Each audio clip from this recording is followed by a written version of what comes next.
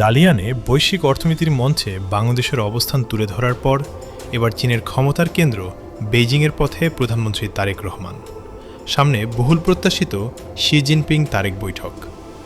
দুই দেশের সম্পর্ককে নতুন উচ্চতায় নিয়ে যেতে সই হতে পারে 15 থেকে 17টি চুক্তি ও সমঝোতা স্মারক।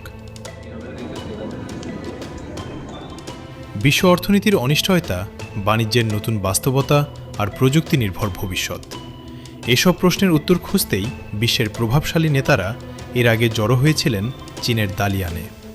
সেই বৈশ্বিক মঞ্চে বাংলাদেশের প্রতিনিধিত্ব করেন প্রধানমন্ত্রী তারেক রহমান।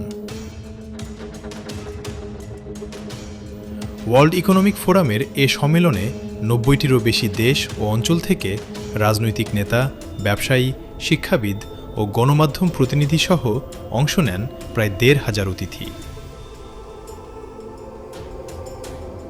স্থানীয় সময় বুধবার সকালে দালিয়ান আন্তর্জাতিক সম্মেলন কেন্দ্রে প্রধানমন্ত্রী তারেক রহমান, গিনির প্রধানমন্ত্রী আমাদু উরি বাহ সহ 9টি দেশের রাষ্ট্র ও সরকার প্রধান অংশ নেন উচ্চ পর্যায়ের অধিবেশনে।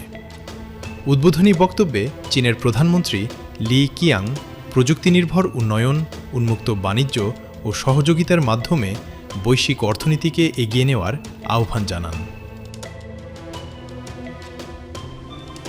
এরপরই দালিয়ান থেকে হাইস্পিড ট্রেনে চীনের রাজধানী বেইজিংয়ের উদ্দেশ্যে যাত্রা করেন প্রধানমন্ত্রী তারেক রহমান।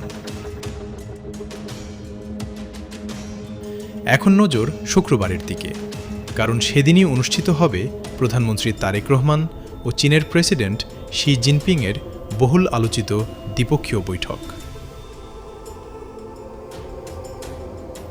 বাণিজ্য, বিনিয়োগ, অবকাঠামো, প্রযুক্তি সহযোগিতা সহ নানা বিষয়ে আলোচনা হবে দুই নেতার ওই বৈঠকে। সই হতে পারে 15 থেকে 17টি চুক্তি ও সমঝোতা স্মারক।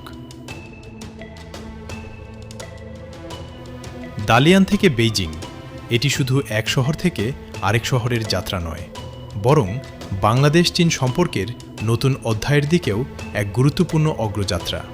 শুক্রবারের বৈঠকের দিকে তাই এখন তাকিয়ে আছে দুই দেশের কূটনৈতিক মহল।